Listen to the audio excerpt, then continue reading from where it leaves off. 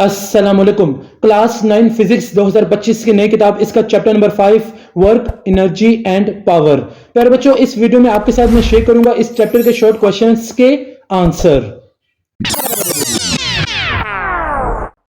Short question answers इस chapter के start होते हैं। प्यारे बच्चों, पहला सवाल 5.1 what is the work done on an object that remains at rest when a force is applied on it. के वर्क डन ऑन ऑब्जेक्ट क्या है जो कि रिमेन्स एट रेस्ट रहेगा जबकि फोर्स उस पर अप्लाइड होगी। तो प्यारे बच्चों, इसके जवाब की तरफ चलते हैं। तो इसका जवाब आप देख सकते हैं। Work is defined as the product of magnitude of force and distance. तो डिस्टेंस की जगह हम लोग मैग्नीट्यूड ऑफ डिस्प्लेसमेंट भी लिख सकते हैं। Covered in direction of force, मतलब एस या डी। डिस्प्लेसमेंट बॉडी कवर करेगा इन डायरेक्शन ऑफ फोर्स, जो फोर्स की डायरेक्शन होगी वही डिस्प्लेसमेंट की डायरेक्शन होगी। If an object remains at rest, अगर ऑब्जेक्ट रेस्ट पे रहेगा, there is no displacement, displacement कोई नहीं होगी। तो D equal to S equal to 0, हमें फॉर्मूला याद है W equal to F S.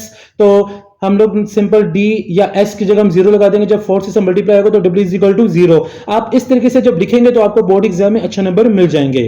5.2 A slow moving car may have more kinetic energy than a fast moving motorcycle। एक slow moving car के पास kinetic energy ज्यादा है then fast moving motorcycle, एक fast motorcycle की निस्बत। ये कैसे मुमकिन है? How this is possible? तो इसके जवाब की तरफ चलते हैं प्यारे बच्चों। हमें मालूम है K is equal to half M square, ये काइनेटिक एनर्जी का फॉर्मूला है। From above equation it is clear that kinetic energy depends on both speed and mass. ऊपर दी गई इक्वेशन से क्लियर हो गया काइनेटिक एनर्जी डिपेंड करता है स्पीड और मास पे। A slow moving car may have more kinetic energy that a fast moving motorcycle.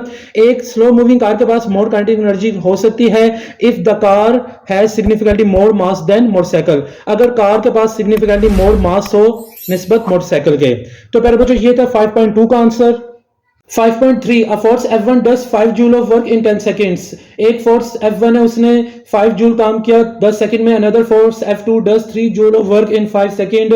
एक अनदर फोर्स है, उसने 3 जूल ऑफ वर्क काम किया 5 सेकंड्स में। Which force delivers greater power? कौन सी फोर्स ने डिलीवर किया ग्रेटर पावर? इसके जवाब की तरफ चलते हैं। Since power is rate of doing work, power है rate of doing work, so we need to calculate power of each force. हमें हर फोर्स की पावर कैलकुलेट करनी है। तो इस जवाब में, इस सवाल में सॉरी, हमें 2 पावर 2 टाइम्स दिए गए। हमें पावर का फॉर्मूला मालूम है, बच्चों इसके फॉर्मूला में वैल्यू पुट कर देनी है। P1 is equal to W1 divide by T1, 5 divide by 10 is equal to 0.5 watt. P2 is equal to W2 divide by T2, 3 divide by 5 is equal to 0.6 watt. So F2 deliver greatest power because it did 3 joule of work in 5 second in shortest time. तो F2 जो para बच्चों force 2 है, उसने greatest power deliver की है क्योंकि उसने काम किया 3 जूल का in 5 seconds in shortest time. उसने शॉर्टेस्ट टाइम में काम किया है। This results in high power output 0.6 watt compare to F1 0.5 watt. उम्मीद करता हूं प्यारे बच्चों आपको इस सवाल का जवाब समझ आ गया होगा और आप इसे नोट भी कर लिया होगा। 5.4 A woman runs up a flight of stairs, the gain in her gravitational potential energy is 4500 joule. एक औरत प्यारे बच्चों दौड़कर सीढ़ियां चढ़ रही है, उसके जो ग्रेविटेशनल पोटेंशियल एनर्जी में गेन हुआ 4500 जूल है। If she runs up the same stairs with twice the speed, अगर सेम सीढ़ियां वो दौड़ कर चले मगर twice the speed से, what will be her gain in potential energy? Potential energy में प्यारे बच्चों कितना गेन होगा? तो काफी इंटरेस्टिंग सवाल है। इसके जवाब की तरफ चलते हैं प्यारे बच्चों। ये जवाब आप देख सकते हैं, फॉर्मूला में याद है EP यानी potential energy is equal to WH is equal to mgh। From the equation it is clear that gravitational potential energy depends on height and mass.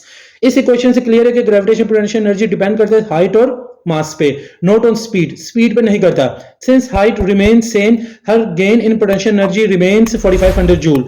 Height same है तो प्यारे बच्चों गेन इन पोटेंशियल एनर्जी भी same होगा, 4500 joule ही रहेगा regardless of the speed at which she runs. तो प्यारे बच्चों ये था इस सवाल का जवाब। उम्मीद करता हूं आपने इसे नोट कर लिया होगा। 5.5 define work and it's SI unit. इस सवाल में हमने वर्क की डेफिनेशन लिखनी है और इसकी एसआई यूनिट बतानी है। इस सवाल का जवाब भी मिलता जुलता है 5.1 से रिलेटेड। तो आप पहले 5.1 के सवाल को अगर समझ लेंगे तो आपको इस सवाल को करने में आसानी होगी। तो इसकी डेफिनेशन की तरफ चलते हैं। Work is defined as the product of magnitude of force and magnitude of the displacement in the direction of force.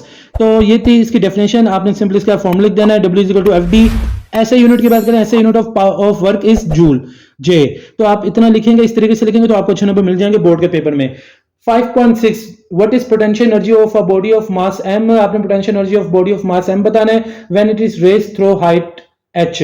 तो इसके जवाब की तरफ चलते हैं। The potential energy PE of body of mass m, potential energy of body of mass m raised to height h is given by, हमें प्यारे बच्चों फॉर्मूला याद है पोटेंशियल एनर्जी का, PE is equal to mgh। G क्या है प्यारे बच्चों? Gravitation acceleration. तो आपने बस इतना लिखना है, इस सवाल के जवाब में आपको अच्छे नंबर मिल जाएंगे। 5.7 find an expression for kinetic energy of moving body. आपने प्यारे बच्चों बताना है expression of kinetic energy of moving body. इस सवाल के जवाब में सिंपल आपने काइनेटिक एनर्जी की डेफिनेशन लिख देनी है और उसका फॉर्मूला लिख देना है, बस आपको अच्छे नंबर मिल जाएंगे। तो हमें काइनेटिक एनर्जी की डेफिनेशन मालूम है, energy of an object possesses due to its motion, position नहीं मोशन। काइनेटिक एनर्जी में प्यारे बच्चों मोशन होता है, तो आपने ये डेफिनेशन लिख देनी है, फिर इसके बाद काइनेटिक एनर्जी का फॉर्मूला लिख देना है, Ke is equal to half mv²। तो ये था 5.7 का answer. 5.8 define efficiency of a working system. Why a system cannot have 100% efficiency। आपने efficiency of working system की definition लिखनी है, define करना है और ये बताना क्यों system में 100% efficiency नहीं होती। तो प्यारे बच्चों इसके जवाब की तरफ चलते हैं। S efficiency is ratio of useful output energy to the total input energy. तो एफिशिएंसी का formula output energy divide by input energy. A system can not have 100% efficiency, एक सिस्टम में 100% एफिशिएंसी नहीं होती due to energy losses from friction, heat and other efficiencies, क्योंकि जो energy lose करता है from friction, heat and other efficiencies. तो ये सवाल का जवाब यहां मुकम्मल हो जाता है। 5.9 की तरफ चलते हैं। What is power. अब आपने पावर की डेफिनेशन लिखनी है, define the SI unit used for it, और उसकी एसआई यूनिट को डिफाइन करना और बताना भी है। तो power is the rate of doing work, हमें मालूम है पावर जो है power is the time rate of doing work, ये हमें डेफिनेशन मालूम है। फिर पावर का फॉर्मूला लिख देना, power is equal to W divide by T। ऐसे यूनिट ऑफ पावर क्या है प्यारे बच्चों? वो वाट है, W है। अब वाट की भी डेफिनेशन आपने डिफाइन कर देनी है। 1 what is the work done at the rate of 1 joule पर सेकेंड। तो प्यारे बच्चों इस सवाल में हमने वाट की भी डेफिनेशन डिफाइन कर दी, पावर की भी डेफिनेशन लिख दी, उसकी फॉर्मूला और उसकी ऐसे यूनिट भी बता दी, कंप्लीट हमने सब कुछ बता दिया। तो ये था इस सवाल का जवाब। 5.10 differentiation between renewable and non renewable energy sources. तो आपने सिंपल डेफिनेशन डिफरेंशिएट करना है between renewable and non renewable energy sources के बीच में। इसके जवाब की तरफ चलते हैं। तो प्यारे बच्चों इसका जवाब है, पहले रीन्यूएबल एनर्जी सोर्सेज की बात करते हैं। The sources of energy which are replaced by new ones after their use. ऐसी रिसोर्सेज जो ऑफ एनर्जी जो कि रिप्लेस हो जाती हैं न्यू वन से, वो भी इस्तेमाल के बाद, उन्हें हम कहते हैं renewable energy can be replenished. For example solar, wind, hydro electric.